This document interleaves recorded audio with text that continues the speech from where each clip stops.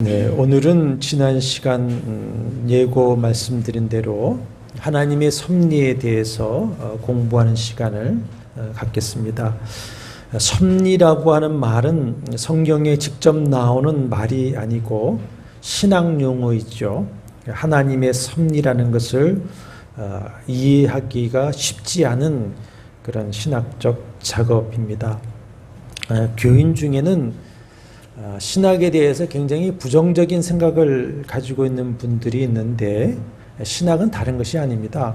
성경과 하나님을 아는 일을 돕고자 성경을 조직적으로 정리하여 학문화한 것이 신학입니다. 그래서 조직신학, 성경신학 이렇게 말합니다. 그 신학함을 통해서 우리는 성경과 하나님을 좀 더 바르고 깊고 풍성하게 알 수 있는 지식과 지혜를 갖게 되는 것입니다. 성경은 모두 하나님의 섭리하심을 계시한 말씀이죠. 그러므로 섭리를 아는 것은 곧 하나님을 알아가는 것입니다. 하나님의 하신 일을 알고 하나님의 뜻이 어떤 것인지 어떻게 이루어지는지를 알아가는 것이 하나님의 섭리를 아는 것입니다. 신명기 29장 29절을 한번 찾아보시죠. 신명기 29장 29절 구약 309쪽에 보면은 하나님의 뜻은 두 가지가 있다 이렇게 말씀을 하고 있습니다.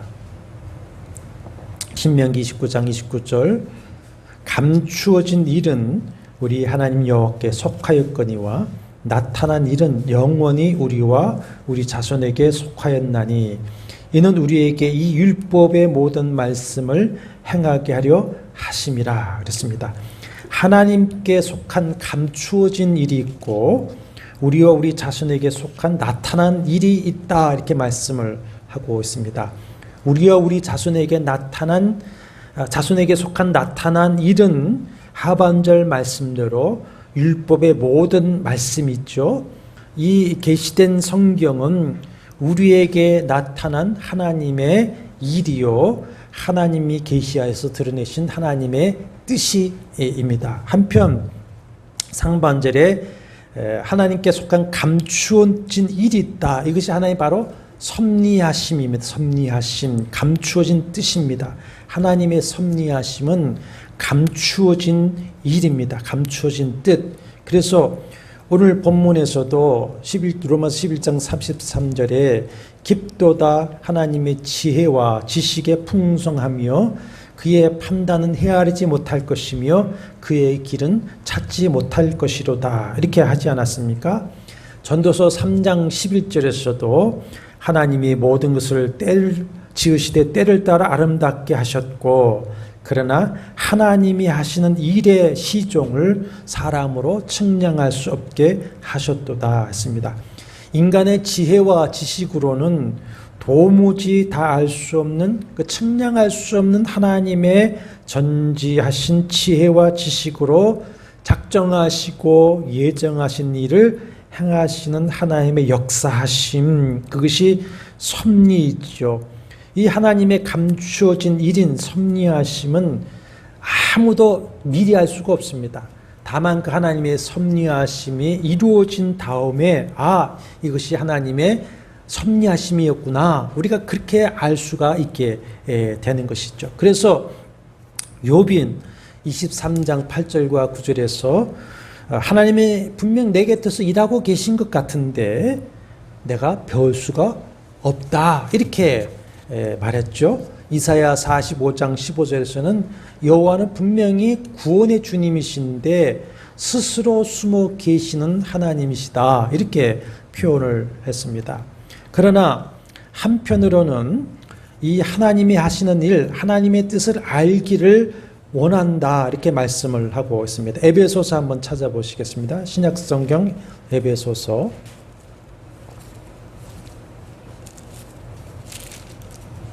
1장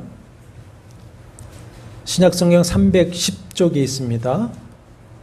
310쪽 에베소서 1장 17절 19절을 보시면 우리 주 예수 그리스도의 하나님 영광의 아버지께서 지혜와 계시의 영을 너희에게 주사 하나님을 알게 하시고 또 너희 마음의 눈을 밝히사 그의 부르심의 소망이 무엇이며 성도 안에서 그 기업의 영광의 풍성함이 무엇이며 그의 힘의 위력으로 역사하심을 따라 믿는 우리에게 베푸신 능력의 지극히 크심이 어떠한 것을 너희로 알게 하시기를 구하노라. 그리고 에베소 3장 18절 19절 보십시오. 하나 넘기시면 능히 모든 성도와 함께 지식에 넘치는 그리스도의 사랑을 알고 그 너비와 길이와 높이와 깊이가 어떠함을 깨달아 하나님의 모든 충만하신 것으로 너희에게 충만하게 하시기를 구하노라.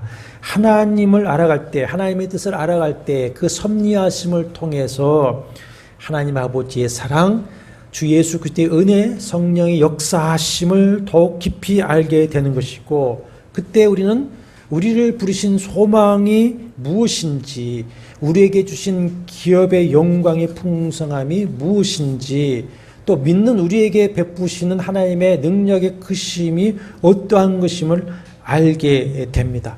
그럴 때에 성삼위 하나님의 충만하심이 우리의 심령과 삶에 임하게 된 것이죠. 성경에서 안다라고 하는 것은 지식적인 알미 아니라 그래서 하나의 성육신화되는 것입니다.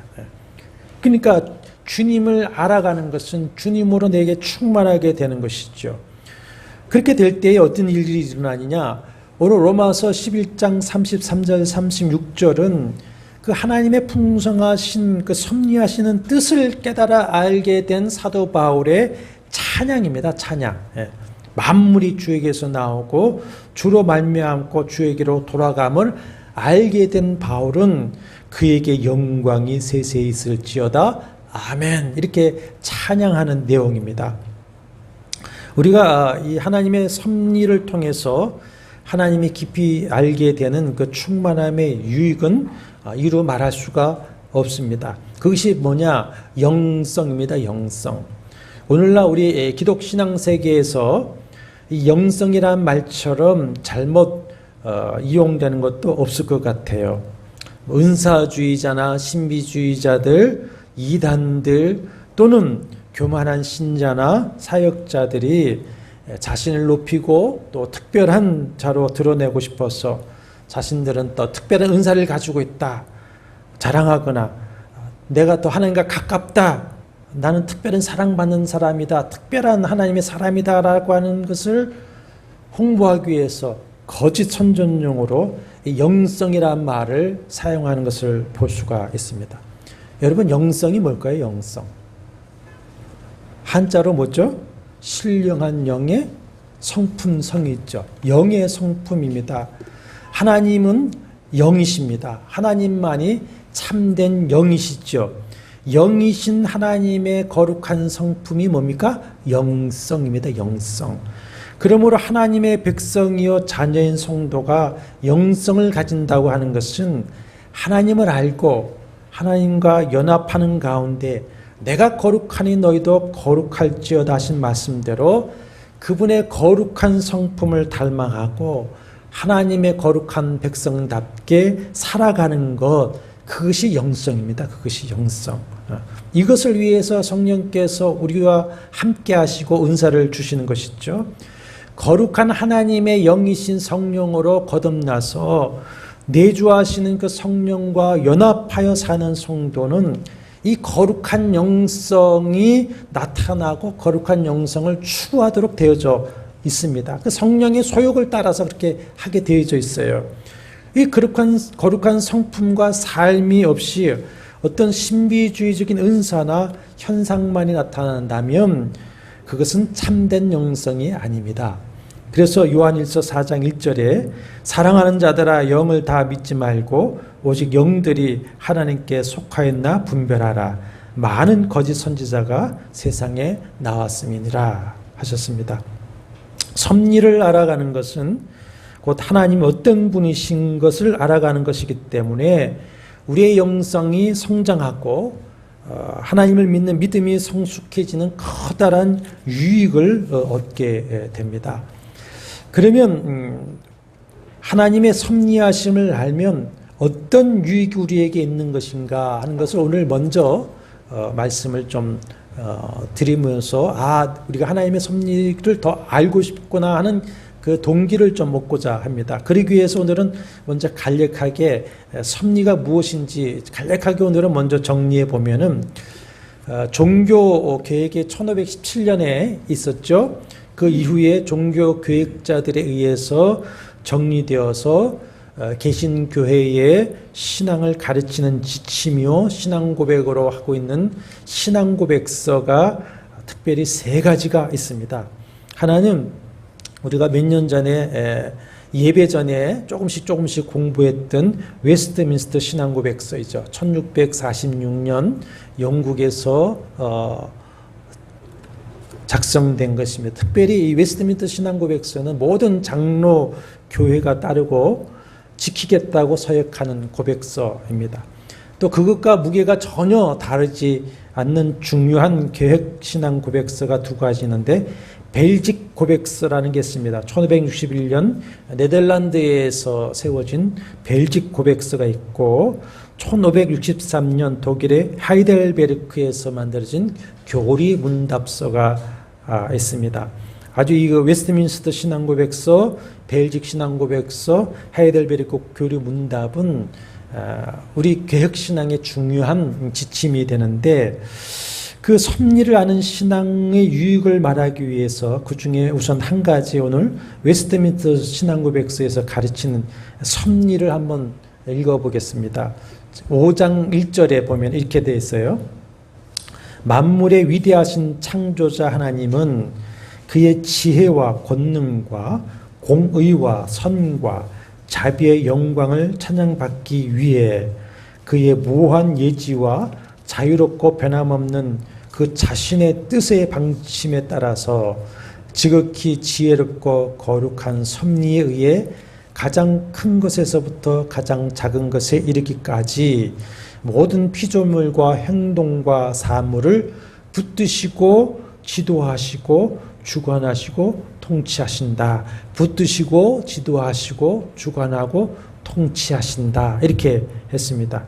간략하게 말씀을 제가 늘 하던 대로 드리면 하나님께서 자신이 창조하신 모든 우주 만물 삼라만상의 세상이 자신이 뜻하신 선한 목적대로 유지되도록 되어지도록 만물을 보존하시고 만물에 협력하시고 만물을 통치하시는 하나님의 행위, 역사, 그거를 섭니다. 이렇게 말합니다. 근데 그 하이델베르크 교리 문답에는 이제 27문에서 섭리라고 하는 것은 하나님의 전능하고 언제 어디서나 미치는 능력이라고 하면서 그러면 하나님의 섭리를 아는 것이 우리에게 어떤 유익이 있겠는가라고 질문하고 그 답을 줍니다. 뭐라고 답을 주느냐?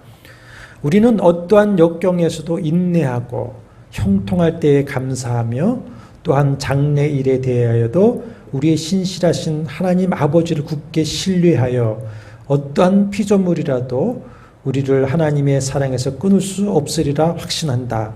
모든 피조물이 완전히 하나님의 손안에 있으므로 그의 뜻을 거슬려 일어나거나 되는 일은 하나도 없다. 이랍니다. 이제 다음 시간에 이것을 자세하게 좀 이해를 돕겠습니다만은 이런 섭리에 대한 이해를 가지고 하나님의 섭리하심을 아는 믿음이 우리 신앙에 어떤 유익이 있겠는가. 오늘은 그 10가지를 좀 생각하면서 섭리를 알고자 하는 동기를 갖고자 합니다. 첫째는 우리가 하나님의 섭리하심을 알면 알수록 우리는 하나님을 진실로 경외하게 됩니다. 하나님을 향한 경외심이 우리 안에 충만해져서 우리로 하여금 참으로 하나님을 찬양하게 하고 하나님을 진실로 예배하게 하는 것이 하나님의 섭리를 아는 유익입니다. 왜냐하면 하나님의 섭리하심은 우주 만물에 모두 역사하지만 특별히 하나님의 섭리하심은 하나님의 택한 백성들을 구원하시는 구원의 역사를 중심으로 하고 있습니다. 여기서 1장에 이제 쭉 3절 이하의 말씀에 보면은 창세전에 그리스도 안에서 그 기쁘신 뜻대로 우리를 택하시고 그리스도의 속량하시는 피로 죄사함을 얻는 구원을 주시기로 예정하시고는 그 뜻의 비밀을 섭리죠. 뜻을 때가 찬 경륜을 따라 뜻의 결정대로 계획을 따라 이루어 가시는 역사, 이것이 섭리입니다. 여러분, 성경의 관점으로 보면은 이 주교에는 오직 하나님의 역사만이 존재합니다. 다른 역사는 없습니다. 하나님께서 당신이 계획하신 뜻대로 구속을 이루어 가시는 구속사만이 역사에 있을 뿐입니다. 이 구원의 역사를 이루기 위해서 하나님은 우주 만물과 역사와 각 개인사까지 때를 따라서 섭리해 가시는 것입니다. 그래서 창세기 1장을 우리가 읽어보면은 이렇게 매일매일 반복하는 말씀이 있죠. 하나님이 이르시되 하니까 그대로 되었고 그대로 되니 하나님 보시기에 좋았더라. 매일 창조에서 반복하여 말씀하시는데 하나님의 계획대로 작정대로 이루어집니다. 그래서 전도서 3장 14절에 보면은 하나님께서 행하시는 모든 것은 영원히 있을 것이라 그 위에 더할 수도 없고 그것에서 덜할 수도 없다 그랬습니다. 그것을 계시하여 주신 것이 바로 이 성경 말씀이죠. 그래서 창세기 1장 1절 창조기사부터 계시록 22장 21절 그리스도의 재림을 약속하는 그 말씀까지 모두가 하나님의 섭리하시는 구속사입니다. 구속사. 그래서 영어로 역사가 뭐죠? 히스토리죠. 누구의 역사입니까? 그분의 이야기입니다. 우리를 구원하시려고 하시는 하나님의 역사다. 이것이 신앙 고백적인 단어이죠. 이런 하나님의 섭리를 알아가면 아까 에베소 7장 1장 17절 19절을 3장 18절 19절 말씀대로 더 하나님을 알게 됐죠. 우리를 부르신 그 소망이 무엇인지, 기업의 풍성함이 무엇인지, 능력의 크심이 어떤 것을 알게 되고 주님의 그 사랑의 넓이, 길이, 높이, 깊이가 어떠한 것을 깨달아 알게 되기 때문에 하나님을 향한 그 경외심이 우리의 가슴에 충만하게 되고 자연적으로 하나님을 사랑하고 예비하며 찬양하는 자리가 되어지는 것입니다. 그래서 성경에서는 이 하나님의 섭리하심을 깨닫고 하나님을 찬양하며 예비하는 자들의 찬양이 가득합니다. 출애굽 때에 홍해를 마른 땅같이 걷는 후에 그 하나님의 구원의 역사를 모세가 찬양하는데 출애굽기 15장 11절에 보면은 여호와여 신중에 주와 같은 자가 누구니까 주와 같이 거룩함으로 영광스러우시며 찬송할 만한 위엄이 있으며 기이한 일을 행하시는 자가 누구니까 기이한 일을 행하시는 이가 누구니까 여호와께서 영원 무궁하도록 다스리시나이다 이렇게 찬양합니다. 또 다윗을 비롯한 시편 기자들 역시 이 하나님의 섭리에 대해서 노래하는데 시편 33편 11절에 여호와의 계획은 영원히 서고 그의 생각은 대대에 이르리로다 그랬습니다. 하나님의 계획이 이루어진다. 또 46편 8절에는 와서 여호와의 행적을 볼지어다 그랬습니다. 또 시편 136편에 보면은 여호와께서 그가 기뻐하시는 모든 일을 천지와 바다와 모든 깊은 데서 다 행하셨나이다 이렇게 노래합니다. 사무엘의 어머니 한나 자신의 고통을 돌봐주신 그 하나님을 찬송하죠. 그래서 사무엘상 2장에 이렇게 노래하지 않습니까? 여호와는 죽이기도 하시고 살리기도 하시며 수월에 내리기도 하시고 거기에서 올리기도 하시는도다. 여호와는 가난하게도 하시고 부하게도 하시며 낮추기도 하시고 높이기도 하시는도다. 가난한 자를 진토에서 일으키시며 빈궁한 자를 거름더미에서 올리사 귀족들과 함께 앉게 하시며 영광의 자리를 차지하게 하시는도다.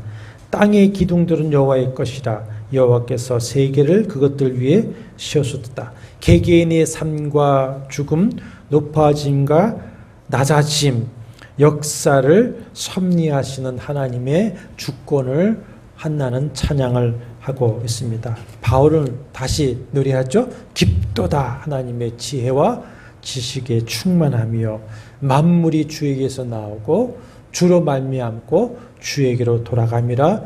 그에게 영광이 세세 있을지어다. 아멘. 하나님의 창조하시고 섭리하시는 그 영광을 찬양하고 있습니다. 이렇게 하나님의 섭리를 알면 알수록 우리는 진실로 하나님을 경외하고 사랑하며 주님을 찬송하고 예배할 수밖에 없게 되고, 그럴 때 그 하나님의 충만하심을 우리가 소유하게 되는 유익을 얻게 되는 것입니다. 둘째는 영 죽을 수밖에 없는 죄인인 우리를 구원하기 위해서 창세 때부터 섭리하시는 그 하나님의 사랑의 행위를 알면 우리는 놀랄 수밖에 없는 것이고, 한편으로는 비록 믿음을 통해서 구원을 받았지만 여전히 죄성을 가지고 연약하고 죄를 짓고 사는 우리를 끝까지 견인하여서 구원해 주시는 하나님의 섭리하심을 알게 되면 우리는 또 감사할 수밖에 없고 또 겸손할 수밖에 없게 되는 것입니다. 셋째는 섭리라고 하는 것은 하나님의 절대 주권을 인정하는 것이죠. 그러므로 우리의 삶에 하나님의 절대 주권이 있다고 하는 것은, 그렇기 때문에 우리는 하나님께 우리를 맡길 수 있는 거죠. 하나님을 신뢰할 수가 있는 겁니다. 자녀에 대한 섭리하심은 구원으로 끝나는 것이 아닙니다. 구원하시고 그 다음에 네가 알아서 살아라가 아니라 우리의 삶도 주권으로 섭리하시죠. 성령으로 내주 임마누엘 하시면서 동행 인도하시고 우리를 붙들어 주시고 피로를 채워 주시고 우리가 최종 구원에 이르도록 모든 것이 다 합력하여 선을 이루게 해 주십니다. 그러므로 이 하나님의 섭리 신앙을 알면 하나님 아버지를 우리는 절대 신뢰하게 됩니다. 네 번째로는 이 하나님의 섭리하심을 믿고 절대 신뢰하게 되니까 믿음으로 기도할 수가 있죠. 그래서 주님이 가르치신 기도대로 하늘에 계신 우리 아버지여 부르짖으면서 우리의 필요를 주실 것을 믿고 믿음으로 기도하여 얻게 되는 것입니다. 다섯 번째는 하나님의 섭리하심을 믿으면 우리는 삶의 어떤 역경에서도 소망 가운데 낙심하지 않고 인내할 수가 있습니다. 자, 내 삶의 모든 것, 역사하는 모든 것이 우리 하나님 아버지의 섭리하시는 손안에 있다고 믿는다면 내 삶, 또 내 주변, 이 나라, 사회의 이 카오스, 혼돈의 상황에서도 하나님이 이 모든 것을 섭리하고 계시다고, 하나님 손에 있다고 하는 것을 믿게 되면은 덜 당황스럽고 덜 혼란에 빠지게 되고 덜 두려워하게 될 것입니다.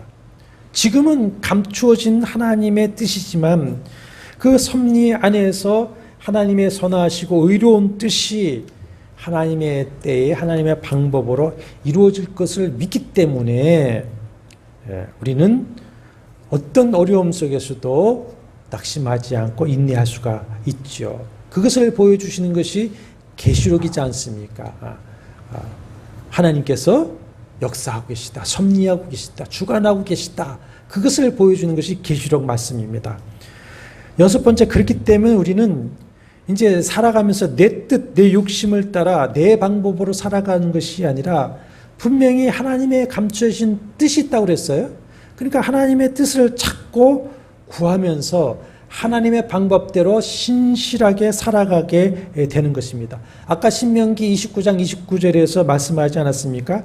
하나님께 속한 일은 감추어진 것, 섭리는 감추어져 있지만 우리에게 나타나신 일이 있습니다. 뭡니까? 율법의 말씀. 율법의 말씀대로 신실하게 살아가게 되는 것이죠. 그러면은 하나님의 감추어진 일은 때가 되면 나타나게 되어져 있습니다. 그렇기 때문에 시편 37편의 말씀대로 악을 행하는데도 형통하는 자들 때문에 불평하지도 그들을 시기하지도 아니하고 여호와를 기뻐하여서 그에게 모든 것을 의뢰하여 맡기고 그를 의지하면서 오직 선을 행하고 공의를 행하면서 잠잠히 하나님의 때를 참고 기다리고 인내하게 되는 것입니다. 그래서 하나님의 섭리하시는 때가 되면 하나님이 그 악인들을 심판하시고 의인의 공의를 정오의 빛같이 나타내시게 되는 것입니다. 7번째로는 우리가 하나님의 섭리에 대한 믿음으로 무장하고 있게 되면 혹시 어떤 해를 우리가 당하고 억울한 일을 당해도 우리가 조급해하거나 분노하거나 실망하지 않게 될 것입니다. 요셉이나 또 욥이나 다윗처럼 온유한 마음으로 섭리하신 하나님을 찬송하면서 원수를 용서하고 원수를 내 손으로 갚으려고 하지 않게 될 것입니다. 왜냐하면 그 모든 악도 모든 대적까지도 다 하나님의 섭리하시는 손안에 있는 것이고 하나님은 그것이 변화해서 내게 선이 되고 의가 되게 하시기 때문에 그렇습니다. 그것이 하나님의 섭리 신앙입니다. 그래서 혹시 내가 좋은 일을 당했을 때에는 교만하지 않고 감사하게 되는 것이고 혹은 나쁜 일을 당했을 때에도 우리는 낙심하지 않고 오히려 그때 자기를 돌아보면서 회개할 것은 회개하면서 하나님의 사랑을 믿고 끝까지 인내하게 될 수가 있는 것입니다. 8번째는 가족이나 또 사랑하는 사람이 아직 구원을 받지 못했을지라도 하나님께서는 언약하신 말씀대로 그 모든 것을 섭리하여 주시는 것을 믿기 때문에 실망하거나 포기하지 않고 그들을 위해서 계속 기도하게 되는 것입니다. 사도 바울이 지금 로마서 11장 33절 36절에서 이 하나님의 섭리를 찬양하고 있는데 그 찬양이 뭐냐면 9장부터 이어집니다. 9장부터 자기의 권력 친척을 위하여서 약속의 백성 이스라엘의 구원을 위해서 9장 3절에 보면 내 자신이 저주를 받아 그리스도에게 끊어질지라도 나는 원합니다 라고 강구하는 가운데에 하나님의 그 구원하시는 그 섭리를 깨달아 알게 됩니다. 그러니까 이제는 뭐 하게 됩니까? 하나님을 찬양하는 모습이 이 말씀이 있죠. 그러므로 여러분 우리의 기도는 하나님의 섭리의 일부입니다. 섭리의 일부. 하나님은 우리의 진실하고 간절한 기도를 통해서 섭리하실 것을 정하셨습니다.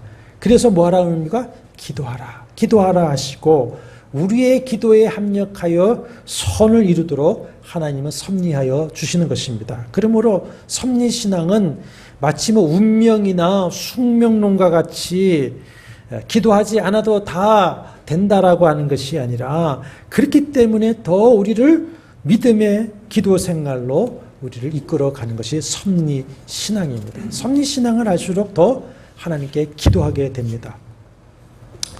9번째는 모든 것을 하나님이 섭리하신다는 것을 믿는다면 우리는 주님을 향하여 깨어있을 수밖에 없습니다. 그렇죠? 그리고 더욱더 주님을 신뢰하면서 주님의 뜻과 주님의 때와 주님의 방법을 구하고 찾게 됩니다. 그래서 하나님의 뜻을 이루어감에 있어서 특히 이 하나님 나라 확장을 하는 일에 있어서는 세상에서 사람 중심적인 세속적인 대안을 따라가지 아니하고 그것들을 저항을 하면서 신명기 29장 29절에 우리에게 나타난 일이 뭡니까? 율법의 말씀을 신실하게 지키는 일에 힘쓰면서 하나님의 섭리하시는 그 은혜를 구하게 되는 것이죠. 요즘 한국 교회가 굉장히 침체해지고 있습니다. 여러 가지 원인이 있죠. 코로나 이후에 또 정치적인 이런 상황. 그렇기 때문에 교회 부흥을 위한 대안을 제시하는 여러 가지 세미나 또 책 출판들이 활개를 도리어 치고 있습니다.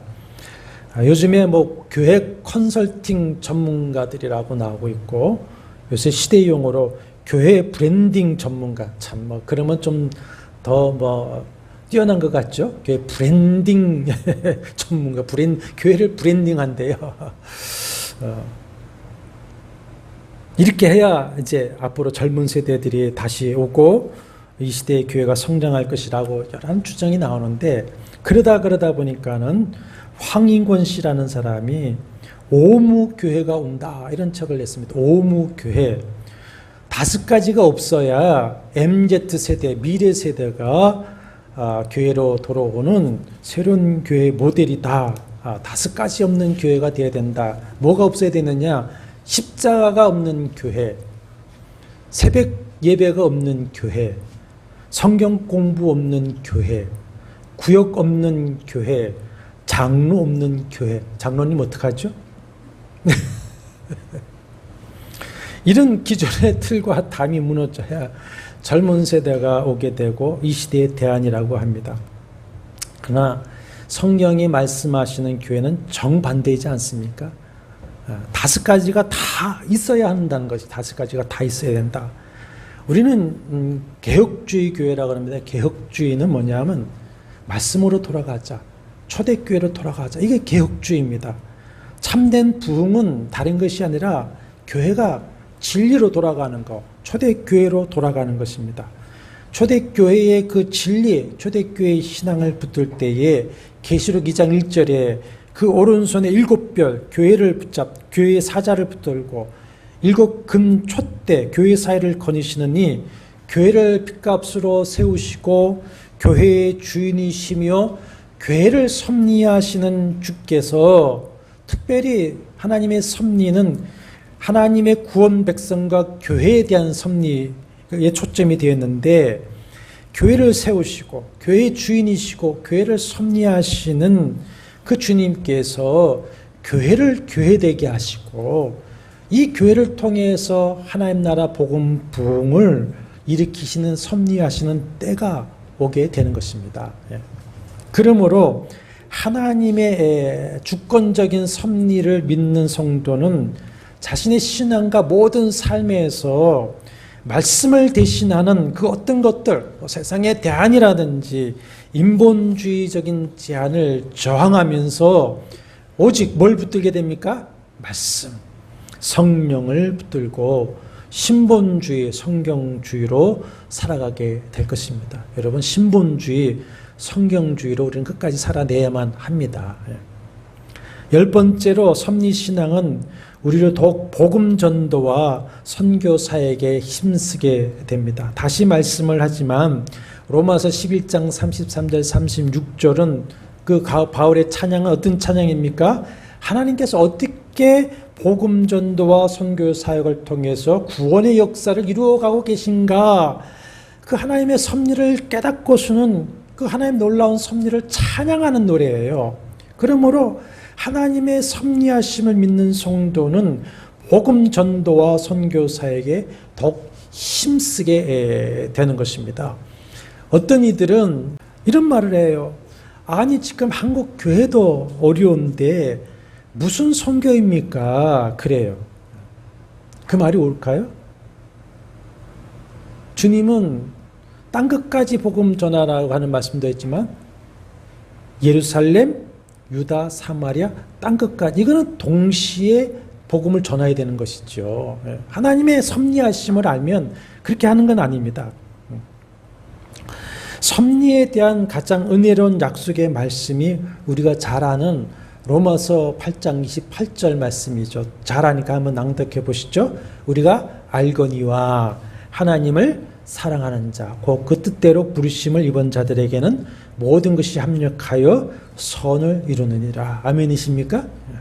우리가 알거니와 하나님을 사랑하는 자, 곧 그 뜻대로 부르심을 입은 자들에게는 모든 것이 합력하여 선을 이루느니라. 우리의 구원을 위해서, 성도의 견을 위해서 끝까지 섭리하시는 하나님의 은혜, 성령의 은혜, 이 자기 백성, 사랑하는 자녀를 향한 하나님의 선하신 섭리를 알고 믿고 붙잡고 산다는 것이 우리에게 얼마나 위로가 됩니까? 얼마나 소망이 됩니까? 이 말씀이 얼마나 능력이 됩니까? 만약에 이 지식이 없다면 우리는 하루하루의 삶이 얼마나 불안한 것이고 또 원망스러울 것이고 또 분노하게 될 것입니까? 이 섭리신앙이 없으면 우리 주변에는 우리를 그렇게 만드는 것들로 사실 가득 찹니다. 뉴스를 듣고 싶지 않을 정도로 그렇게 많습니다. 사실 평안과 불안, 행복과 불행, 성공과 실패, 건강과 질병, 삶과 죽음 이런 것들의 사이의 거리는 한 뼘밖에 되질 않지 않습니까? 한 뼘입니다. 그런데 하나님의 섭리는 뭡니까? 우리의 머리털까지도 다 세신 바 되셨다. 덤으로 팔리는 참새 한 마리가 떨어지는 것도 섭리하신다. 그 세밀하신 주님의 손이 나를 붙들어 주시고 나를 다스린다고 하는 그 섭리신앙을 믿을 때에 우리는 다윗과 같이 찬양할 수 있게 됩니다. 여호와는 나의 목자시니 내게 부족함이 없으리로다. 내가 사망의 음침한 골짜기를 다닐지라도 해를 두려워하지 않는 것은 주께서 나와 함께 하심이라. 그렇습니다. 이 하나님의 섭리에 대한 의미를 잘 계시하신 한 곳을 말씀하고 오늘 강론을 마치고 다음 시간에 계속하겠습니다. 창세기 22장을 찾으시면서 들어보시겠습니다. 섭리라고 하는 영어 단어는 프로비던스라는 단어를 사용합니다. 프로비던스. 이 프로비던스는 프로바이드, 공급하다라고 하는 단어가 만들어진 것인데, 그러면 프로바이드, 공급하다는 단어는 어떻게 만들어졌느냐? 라틴어입니다. 프로라고 하는 앞에서 또는 위하여라고 하는 프로라고 하는 라틴어와 또 비데오, 보다라고 하는 단어가 합쳐져서 프로바이드가 됐습니다. 그러면은 프로바이드, 라틴어로는 앞에서 보다라고 하는 단어니까 프로바이드는 내다보다, 앞으로 보다 이렇게 뜻을 가지는 것 같지만은 프로바이드의 뜻이 뭡니까? 공급하다예요. 준비해 주다는 겁니다. 지지해 주다. 이게 프로바이드예요. 그러니까 하나님의 섭리라고 하는 단어를 프로바이던스라고 하는데 하나님께서 목적에 맞도록 공급해 주시는 행위가 섭리라고 하는 것입니다. 이 섭리로 쓰이는 프로바이드라고 하는 단어를 사용해서 하나님의 섭리가 어떤 것인지를 잘 보여주는 이야기가 창세기 22장에 나옵니다. 창세기 22장은 이삭을 번제로 바치는 이야기이지 않습니까? 자, 22장을 한번 보시면서 들어보시길 바랍니다.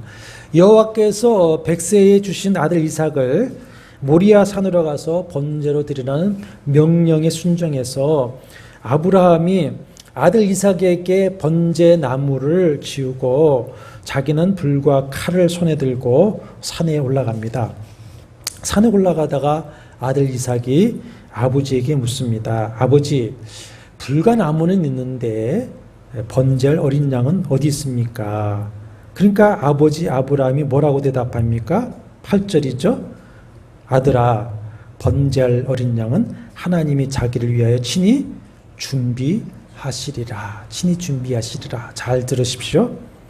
그리고는 이제 이삭을 결박해서 제단 나무 아래에 놓고 칼로 아들을 잡으려고 합니다. 이삭이 노인 아버지 뿌리치고 갈 수가 있겠죠. 그러나 하나님의 뜻이라고 하니까 이제 묶이고 죽으려고 하지 않습니까? 그러자 여호와께서 급히 막으시죠. 12절에 그 아이에게 손을 대지 말라. 아무 일도 하지 말라. 네가 내 아들 내 독자라도 내게 아끼지 아니하였으니 내가 내 하나님을 경외하는 줄을 아노라. 그리고는 13절에 아브라함의 눈을 들어 잘 보십시오. 살펴본즉 뭐가 있습니까? 한 순양이 뿔이 수풀에 걸려 있기에 그 순양을 가져다가 아들을 대신하여 번제로 드립니다. 그리고는 14절에 뭐라고 아브라함이 합니까?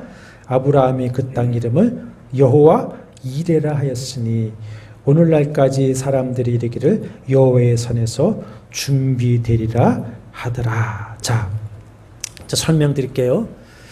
아들아, 번제할 하나님의 어린 양은 하나님이 자기를 위하여 친히 준비하시리라. 준비하신다, 친히 준비하신다라고 하는 말을 사용할 때 킹제임스에서 provide라는 단어를 썼는데 원어에 보면은 이레입니다. 이레. 준비하신다는 겁니다. 이레. 이레가 준비하신다는 겁니다. 근데 원래 이레라고 하는 준비한다는 말은 어디서 나오면 라라고 하는 보다라고 하는 단어에서 나왔어요. 보다인데 이레 준비하다가 뜻으로 사용하고 있어요. 그러니까 하나님이 자기를 위해 친히 준비하시리라고 하는 것은 하나님이 스스로 어린 양을 보실 것이다. 이렇게 이제 하는 거예요. 하나님의 어린 양을 보실 것이다. 자, 그런데 14절에 여호와 이레라고 하는 것은 그냥 음력입니다. 여호와께서 보신다, 준비하신다. 그 음력이에요. 그것이 14절 하반절에 여호와의 산에서 준비되리라. 준비되리라. 그것이 원어상어로는 이레입니다. 준비한다는데 원래의 뜻은 뭐냐? 본다는 겁니다. 여호와께서 스스로 보실 거야. 그것이 여호와께서 준비한다. 이렇게 된 거예요. 이레로 됐습니다.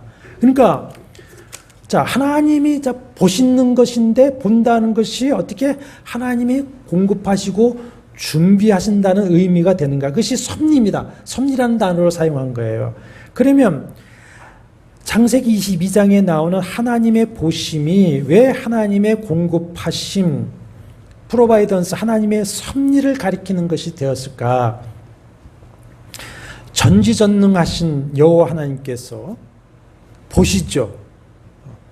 하나님이 보신다고 하는 것은 그냥 이제 다음 시간에 더 설명이 되겠지만은 뭐 순명론자, 이신론자 그런 사람들이 말하는 대로 하나님은 그저 관찰자로 보시는 건 아닙니다. 어떻게 사나 보자. 관찰자가 아닙니다. 하나님께서 당신이 창조하신 모든 우주 만물과 세계를 보신다고 하는 것은 그래서 수동적인 관찰자로 계시는 것이 아니라 당신이 창조하신 모든 만물, 특별히 아브라함의 이야기에서와 같이 당신의 언약 백성들의 필요를 보시는 거예요. 필요를 보시고 미리 준비하시고 돌보신다. 이것이 뭡니까? 여호와 이레. 이것이 뭡니까? 섭리하심. 하나님께서 절대 주권자라서 당신의 백성 자녀들을 향해 계획하신 격정하신 그 뜻을 이루기 위하여 모든 것을 준비하시고 붙드시고 다스리신다. 이것이 하나님의 섭리 여호와 이레입니다. 여호와 이레. 그래서 섭리는 뭐냐? 웨스트민스터 신앙고백서 제5장 1절에서 창조자 하나님이 모든 피조물과 행동과 사물을 붙드시고 지도하시고 주관하시고 통치하신다. 이것이 가장 마치 보석의 머리와 같이 빛나는 구절이 있습니다. 로마서 8장. 전에도 로마서 강의 때 말씀드렸지만 만약에 성경이 다 불태워지고 로마서 8장만 남아도 우리는 구원을 받을 수 있다라고 말씀드렸는데 거기에서도 로마서 8장 28절 아까 우리가 읽었죠? 우리가 알거니와 하나님을 사랑하는 자 곧 그 뜻대로 부르심을 입은 자들에게는 모든 것이 합력하여 선을 이루느니라 라고 하신 말씀이 되는 것입니다. 이 하나님의 섭리하심이라는 내용이 하나님의 자녀여 백성으로 살아가는 우리에게 얼마나 소망이고 위로고 힘이고 능력이 되는 말씀입니까? 이 말씀이 없다면 우리가 어떻게 살아갈 용기가 어디서 얻겠습니까? 그렇지 않습니까? 그러므로 그 뜻대로 부르신 자들에게 모든 것이 합력하여 선이 되도록 섭리하시는 그 하나님을 믿고 신뢰하시기를 바랍니다. 그리고 다만 로마서 8장 28절 말씀대로 하나님을 사랑하는 자가 되십시오. 하나님을 사랑하는 자가 되시고 신명기 29장 29절 말씀대로 나타난 율법의 모든 말씀을 그저 그 언약의 말씀을 신실하게 지켜나가면서 살아가시기를 바랍니다. 그러면 아브라함 이야기에서 아브라함이 눈을 들어 살펴본 적 라하 봤더니 하나님이 먼저 보신 것이 있어요. 준비하신 그 뭘 보게 됩니까? 여호와 이레를 본 것처럼 우리가 정말 하나님의 그 섭리하신 신실하심을 믿고 정말 하나님을 사랑하고 우리에게 나타내 보여주신 그 율법의 말씀을 신실하게 지켜 살아가면 여호와께서 미리 보신 여호와 이레 하나님의 섭리하심을 우리의 삶에서 보게 될 줄로 믿으시길 바랍니다. 섭리신앙의 유익이에요, 그것이. 그래서 우리는 지난 시간에 에녹의 말씀처럼 하나님과 동행하는 은혜로운 삶을 남은 생에는 살아가게 될 것입니다. 다음 시간에 계속해서 이 하나님의 섭리하신 은혜에 대해서 은혜를 나누겠습니다. 여호와는 내게 복을 주시고 너를 지키시기를 원하며 여호와는 그의 얼굴을 내게 비추사 은혜 베푸시기를 원하며 여호와는 그 얼굴을 내게로 향하여 드사 평강 주시기를 원하노라. 주 예수 그리스도의 은혜와 하나님의 사랑과 성령의 교통하심이 너희 무리와 함께 있을지어다. 아멘.